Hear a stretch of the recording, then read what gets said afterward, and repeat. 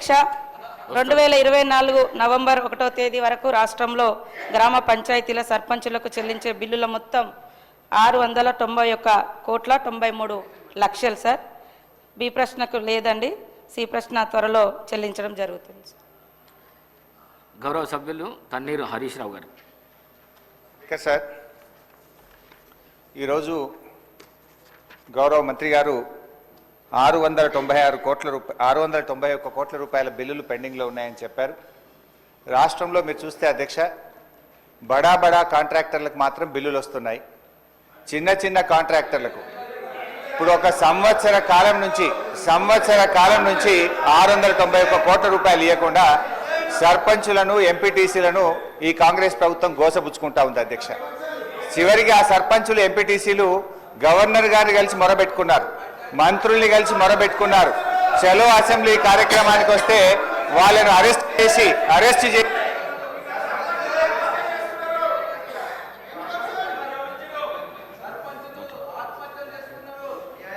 Speaker sir, సభను కొంచెం ఆర్డర్లో పెట్టండి. స్పీకర్ సార్, 2 రోజులు మొన్ననే ట్రైనింగ్ ఇచ్చింది, ఇదేనా సార్ ట్రైనింగ్? సార్ అధ్యక్ష, బీఆర్ఎస్ పాలనలో తెలంగాణ పల్లెలు అద్భుతంగా కేసీఆర్ గారి నాయకత్వంలో తీర్చిదిద్దబడ్డాయి. పల్లె ప్రగతి, పట్టణ ప్రగతి అనే కార్యక్రమం పెట్టి ప్రతి నెల పల్లె ప్రగతి కింద గ్రామాలకు 275 కోట్లు ఇచ్చాం, పట్టణ ప్రగతి కింద 150 కోట్ల రూపాయలు ఇచ్చాం. కానీ కాంగ్రెస్ ప్రభుత్వం వచ్చిన తర్వాత ఈ ఏడాది కాలంలో పల్లె ప్రగతి, పట్టణ ప్రగతి కింద 1 రూపాయి కూడా గ్రామ పంచాయతీలకు ఇవ్వకుండా పోవడం వల్ల ఈరోజు ఈ సమస్య వచ్చింది అధ్యక్ష. ఇది నేను చెప్తున్నది కాదు, కేంద్ర ప్రభుత్వం చెప్పింది. దేశంలో ఉత్తమ గ్రామ పంచాయతీల అవార్డులు ప్రకటిస్తే టాప్ 20 అవార్డ్స్ లో 19 అవార్డులు తెలంగాణ రాష్ట్రానికి వచ్చాయి. 20లో 19 తెలంగాణకు తెచ్చిన ఘనత కేసీఆర్ గారిది, బీఆర్ఎస్ ప్రభుత్వాన్ని. సో ఆ రకంగా పల్లెలు చేశాం. ప్రతి గ్రామ పంచాయతీకి ట్రాక్టరు, ట్యాంకరు, ట్రాలీ, నర్సరీ, వైకుంఠధామము, డంప్ యార్డు పెట్టి తెలంగాణ పల్లెలు దేశానికి ఆదర్శంగా నిలిపిన ఘనత కేసీఆర్ది, బీఆర్ఎస్ పార్టీ. అధ్యక్ష, మేము గౌరవనీయులు మంత్రి గారిని కోరేది ఒక్కటే, ఇవాళ ఈ ప్రభుత్వం వచ్చిన తర్వాత ఎస్ఎఫ్సి నిధులు విడుదల కావట్లేదు. ఈజీఎస్ నిధులు కేంద్ర ప్రభుత్వం ఇచ్చినా డైవర్ట్ చేసినారు. 15th ఫైనాన్స్ కమిషన్ డబ్బులు కేంద్ర ప్రభుత్వం ఇస్తే డైవర్ట్ చేసినారు. జీపీ జనరల్ ఫండ్ కూడా వాళ్ళ డబ్బులు వాళ్ళు ఖర్చు పెట్టుకోవడానికి కూడా ఫైనాన్స్ నుంచి క్లియరెన్స్ ఇయ్యక, చెక్కులు పాసుగాక ఇవాళ సర్పంచులు ఆత్మహత్య చేసుకునేటువంటి పరిస్థితి వచ్చింది. అప్పులు చేసి బంగారం కుదబెట్టి పనిచేస్తే ఈ బిల్లులు ఇయ్యారు అధ్యక్ష. ఒక్క నవంబర్ నెలలో బడా కాంట్రాక్టర్లకు 1200 కోట్లకు పైగా బిల్లులు ఇచ్చారు. ఒక్క నెలలో 1200 కోట్లు బడా కాంట్రాక్టర్లకు ఇస్తారు. ఈ చిన్న కాంట్రాక్టర్లు 5 లక్షలు 10 లక్షలు చేసిన సర్పంచులు, ఎంపీటీసీలు, జెడ్పీటీసీల మీద ఎందుకు పగబట్టి కక్షతో వాళ్ళని ఇబ్బంది పెడుతున్నారని చెప్పి నేను ఈరోజు ప్రభుత్వాన్ని అడుగుతున్నా అధ్యక్ష. ఈరోజు పరిస్థితి ఏమైంది? గ్రామ పంచాయతీలకు రెగ్యులర్ గా ఇవ్వాల్సిన నిధులు ఇవ్వకపోవడం వల్ల చివరికి ఏం దాకా వచ్చిందంటే, అమెరికా దేశం తెలంగాణకు పోతే చికెన్ గున్యా వ్యాధులు వస్తున్నాయి, జాగ్రత్త అని అమెరికా దేశం ఆ దేశ పౌరులను హెచ్చరించే పరిస్థితి ఏర్పడ్డదంటే పల్లెల్ని ఏ రకంగా మీరు నిర్లక్ష్యం చేశారో అర్థమవుతా ఉంది. ఇప్పటికైనా ఇప్పుడు అమెరికా తెలంగాణ పోతే చికెన్ గున్యా వస్తుందని ఆ దేశ పౌరులను హెచ్చరించిందంటే ఇది మన రాష్ట్రానికి అవమానం, ఈ దేశానికి కూడా అవమానం. మీ పాలన ఆ రకంగా ఉన్నది.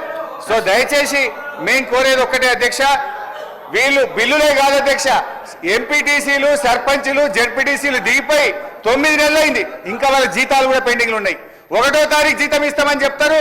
జెడ్పీ చైర్మన్లకు, జెడ్పీటీసీలకు, ఎంపీటీసీలకు దిగిపోయి 9 నెలలైనా 3-3 నెలల జీతాలు పెండింగ్ ఉన్నాయి అధ్యక్ష. ఆ జీతాలు ఇయరైతే, పనిచేసిన దానికి బిల్లులు ఇయరైతే, వాళ్ళు మిత్తిలు కట్టలేక, అప్పులు కట్టలేక ఇవాళ చాలా బాధల్లో ఉన్నారు. నేను సూటిగా మంత్రి గారిని అడిగేది ఒక్కటే, దయచేసి త్వరలో ఇస్తాము, తొందరలో ఇస్తాం కాదు అధ్యక్ష, స్పష్టమైన డేట్ చెప్పి గ్రామ పంచాయతీ ఎన్నికలు మీరు పెట్టబోతున్నారు, ఆ లోపు వాళ్ళ బిల్లులన్నీ కూడా క్లియర్ చేయాలని చెప్తా ఉన్నాం. మీ దాంట్లో ఏం చెప్పింది అధ్యక్ష? ఈరోజు ఇది మీ మేనిఫెస్టో, కాంగ్రెస్ పార్టీ మేనిఫెస్టోలో ఏం చెప్పింది అధ్యక్ష? రాజీవ్ గాంధీ గారు తెచ్చిన 73, 74 రాజ్యాంగ సవరణ ప్రకారంగా మీరు గ్రామ పంచాయతీలను బలోపేతం చేస్తామన్నారు, నిధులు విడుదల చేస్తామన్నారు. కానీ మీరు అది ఏది కూడా చేయకుండా ఇవాళ మోసం చేస్తున్నారు. మాజీ సర్పంచ్లకు మాజీ ఎంపీటీసీలకు పింఛన్లు ఇస్తామన్నారు.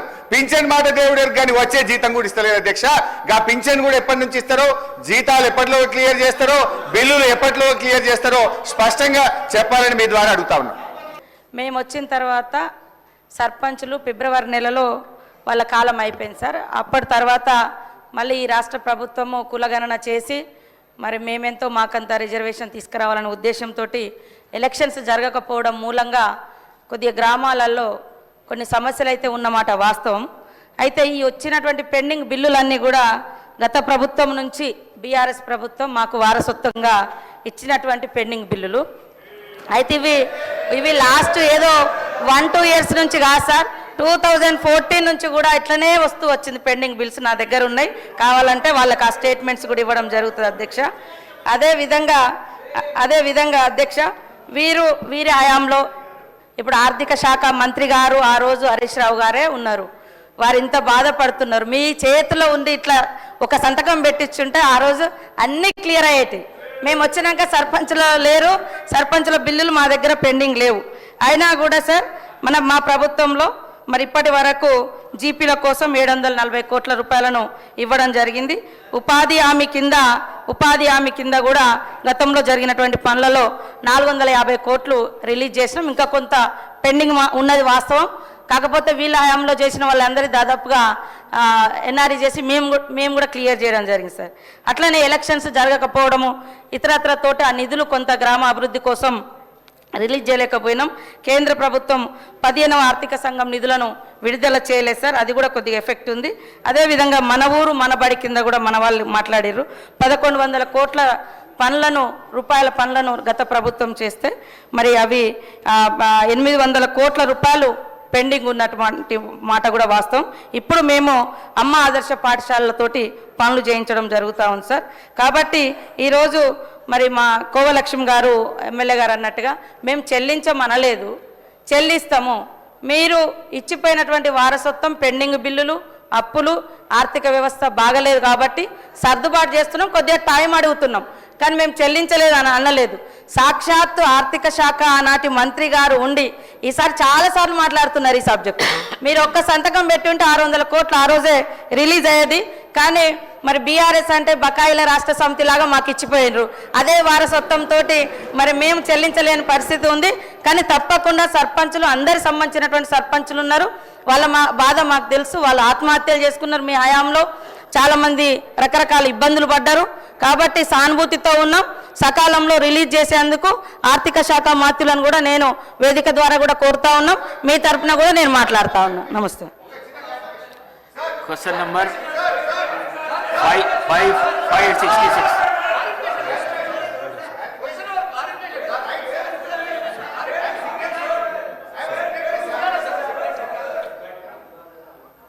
స్పీకర్ గారితో సవినయంగా మనవి చేసేది ఏంటంటే, సభ నడుపుతున్న తీరు పట్ల నా తీవ్ర ఆవేదన వ్యక్తం చేస్తూ ఉన్నా. ఫస్ట్ క్వశ్చన్లో నేను చెయ్యెత్తితే మీరు సిగ్నటరీ కాదు, మీకు మైక్ ఇవ్వమన్నారు. థర్డ్ క్వశ్చన్లో సిగ్నటరీ కానటువంటి వ్యక్తికి మీరేమో ఇప్పుడు మైక్ ఇచ్చారు. ఎందుకు ఇచ్చారని మేము అడగడం లేదు. సభా సాంప్రదాయాలు అందరికీ సమానంగా ఉండాలని సవినయంగా మీకు విజ్ఞప్తి చేస్తున్నాం.